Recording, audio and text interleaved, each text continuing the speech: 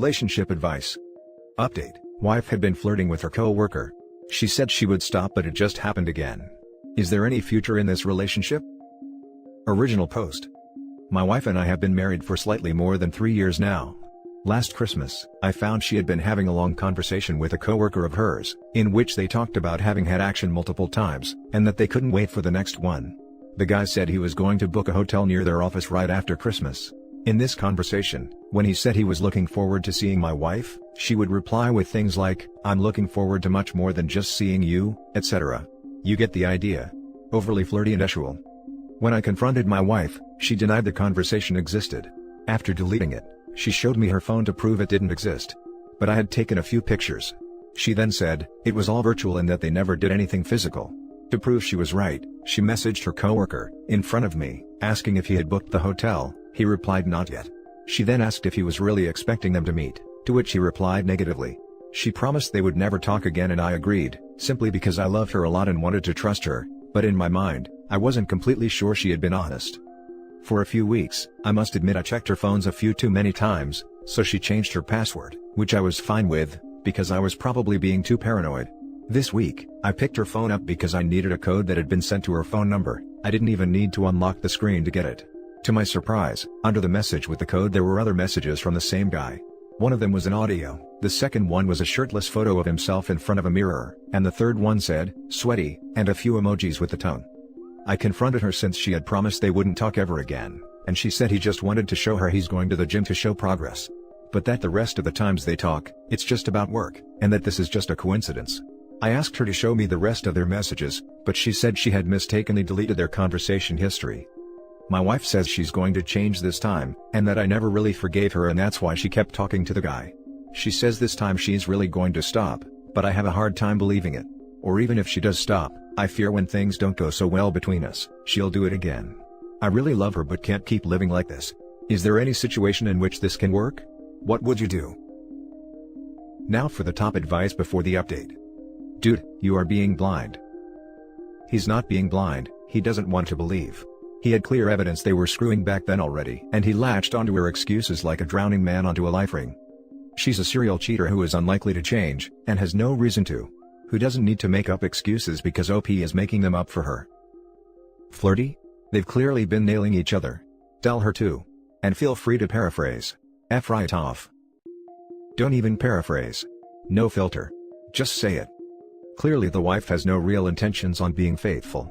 Even if this had just been flirty non-physical messaging, it still crosses a line in my opinion. OP, don't let this keep happening, because it will. She will say over and over again that it won't. It will. She will just get better at hiding it by changing his name in her phone, or using a different app to talk to him. Oh. And the fact that she somehow tried to turn the fact that she still talks to him, back onto you. That shows she was grasping for an excuse, and that is a crappy one. Not your fault. It is her fault, and she apparently takes zero responsibility for it, which is concerning. You deserve love, not this. You've been married 3 years and you don't mention kids, so I'm assuming you don't have any. Consider yourself lucky, dude. 1. She's cheating on you. A lot of people cheat, most don't get caught. Consider yourself lucky, again, that you don't have to take her word for it, because the evidence you found is clear-cut. She may eventually admit, she may not. No matter, you have your answer. 2. Get a lawyer. You know your marriage is over and you can never trust her again, right? 3. Book an appointment with a therapist. A video chat appointment is better than none at all, and even if you have never had therapy before, you would be surprised by how settled you can feel after opening up to someone about how badly you have been hurt. And they will help you see the light at the end of the tunnel, and in your case it's a life without someone who is pretending to love you, while deceiving you to serve their own purposes. What are they? The comfort, love and stability that you provide at home while getting it dirty, hot and cheap on the side. Again, sorry dude. And now for the update. You were right. I ignored every single one of your comments and eventually caught my wife with the other man. This is a tough pill to swallow, and I can't say I hadn't been warned. Many folks asked me to follow up with an update, so here it is, fresh from the oven. After reading every single comment of the Reddit post, my brain just couldn't overcome the catastrophe and the collapse of the world I had built for me, in which my wife is my love, my best friend and partner, as well as the person I admire the most. She was entirely perfect, and made me happy for many years. I thought no couple in the world could have what we had. We were both very happy for a long time. We were both attractive, we were both inherently good, had big hearts and were individually wildly successful in our careers. After the Reddit post, I moved to an Airbnb and eventually with family to think things through. It was a terrible time, but a psychologist helped me recover from a terrible mental state. It coincided with the pandemic hitting very hard in my city. I caught the virus, which didn't help. During this time, we kept talking and my wife was very sorry and continued saying they hadn't met. I knew it wasn't true, but was willing to forgive the woman of my dreams, who continued being in the highest altar of my universe. Fast forward last Saturday morning, I went back to our place, ready to forgive her and talk things through in the most mature way possible. And well, there she was, but I was the one who received the biggest surprise, to say the least. The guy was in my house naked, and so was my wife. The guy from the messages, the guy from the pics. The one she said she didn't even like. I caught him hiding in my bathroom as my wife was putting her pajamas on. When I saw him hiding in my bathroom, he uttered, "Sorry dude." For a second, I asked myself, is this where I end him? But I instantly replied, I got nothing against you, because the guy was just nailing this hot woman. Even if he was doing so in a house full of pictures of me. Pictures of our wedding and our families. Pictures of my dead father who would be so sad to see how the marriage he never witnessed was going to end. He has always been the reason I try to make the world a better place. He passed away 2 months before our wedding. I'm sorry. I still love her to death. But I understand enough is enough. Even if my world collapses, I hope I can build a new one without lies and in which I'm not just a blind believer under an altar of a fake god. Godspeed. Now for some comments. Just make sure you don't take her back, because she'll do it again. Sadly, from the context of his post, he very well is going to take her back. His post reeks for low self-esteem. It's horrific what happened to him, but the worst situation here is his low self-esteem and codependency. He needs individual counseling immediately. God freaking speed man. Your wife will never be sorry for what she did.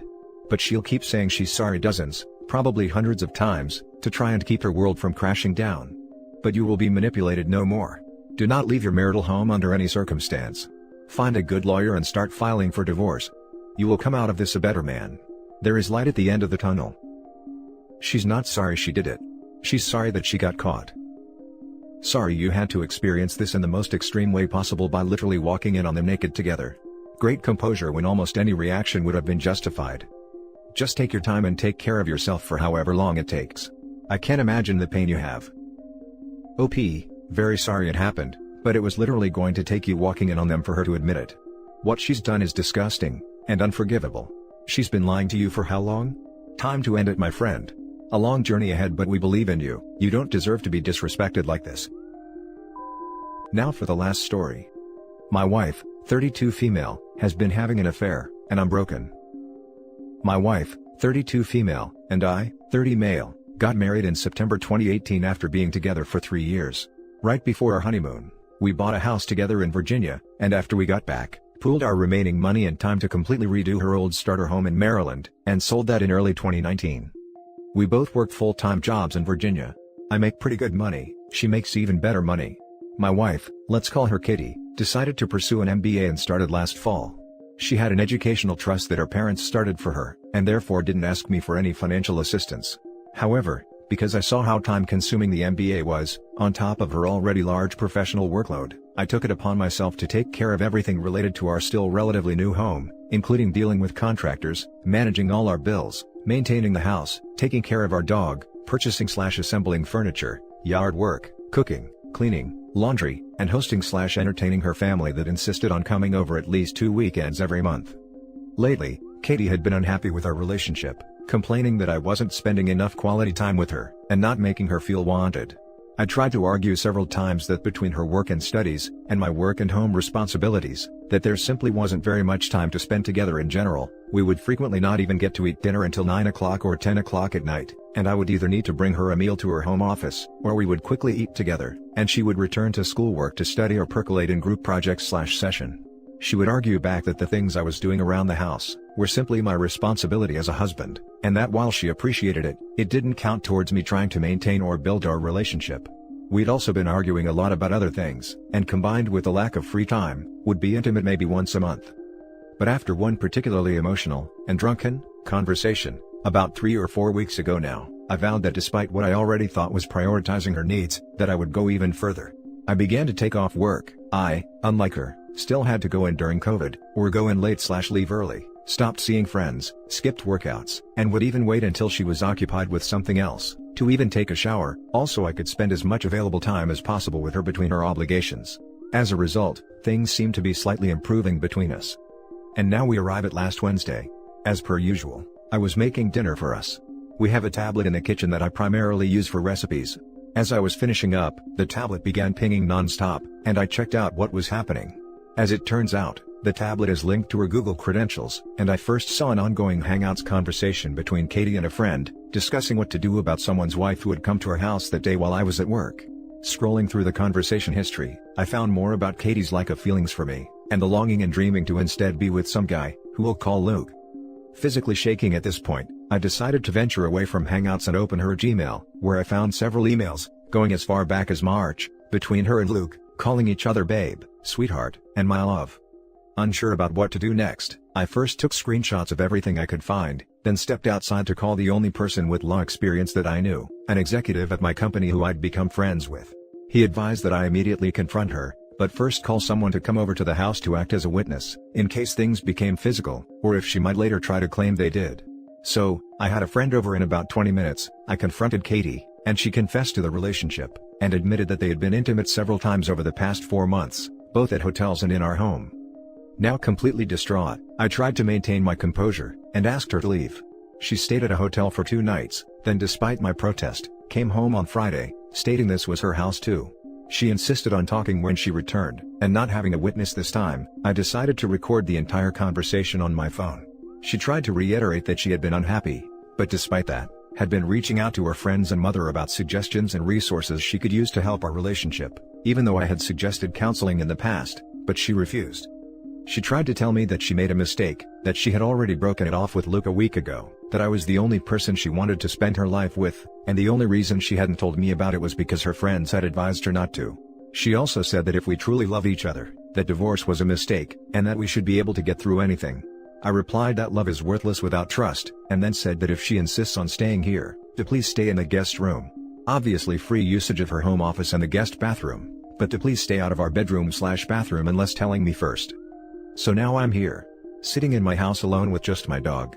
Her and her aunt/uncle/cousins are currently at our neighbor's house for a barbecue. They don't know about what she did. I can't bear to go over there, because I don't want to talk to or even look at Katie, much less pretend in front of a bunch of people that nothing happened. 90% of me wants to get a divorce, but despite her feelings, I was very happy with the life we were building. We had even been talking about being pregnant by this time next year. But no matter what I decide to do, I know I don't want to make that decision without getting more information about what I can do, what might end up happening if we proceed, and I definitely want to talk to a few VA lawyers to protect myself. We only have one joint account with less than $20,000 in it, and the only asset we share is our house. So that's it. I'm sorry for writing so much. If you've made it this far, thank you for reading. And I would really appreciate any and all insight, suggestions, or advice. I just feel completely destroyed, empty, and alone. Please help me. Now for the top comments. Divorce, no kids. 10,000 average with lawyers if either of you fight. $500 for disillusion. Both with half assets. During my divorce to an actual Katie, who was banging a dude at her work, my therapist said, someday she'll just be someone you used to know. 6 years later I can't even picture anything about her. No kids makes it so much easier. Honestly, that does make me feel a bit better. Thank you. I was married for 9 months in the military. When I decided to not re-enlist, she grew instantly distant. Within a month she was banging one of the next-door neighbor's friend, and I pulled phone records to prove it after being suspicious. Didn't have kids with her, but she briefly was able to turn my little brother and his wife against me. They knew each other. That's how we met, by saying I was being violent to her and her kids. Once I showed him proof she was cheating for months, is when he realized he'd been duped. I caught her cheating the next day because I told her I was going to be in the field, and walked in on them cuddling on my couch. She called the cops on me and got a protection order against me, and 2 of my buddies I stayed with, recorded a phone call when she called me, saying I better not file for divorce because she needs to save money to move out, otherwise she'd tell the cops I was touching her daughter. We had the recording and showed my chain of command, and I never seen a first sergeant and captain have my back harder than I've ever seen. My captain was a female and holy crap was she awesome. Her and my first sergeant would check on me regularly, went with me to get my stuff from my house, and made sure if she tried doing anything shady, they protected me. So luckily my life could have been ruined by a woman who just wanted benefits, and the last time I checked, my ex-wife had 6 kids with 5 different guys.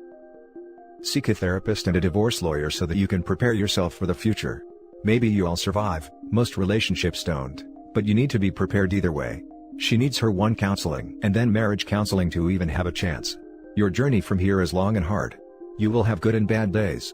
She is going to have to seriously understand how traumatic this was for you, and the serious number she did on your mental health.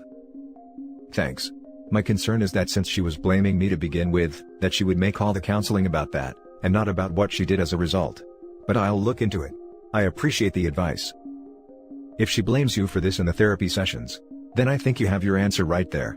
Marriage and love isn't about being right, it's about navigating through life as one. Edit. I am absolutely stunned and overwhelmed by the level of support you all have shown me.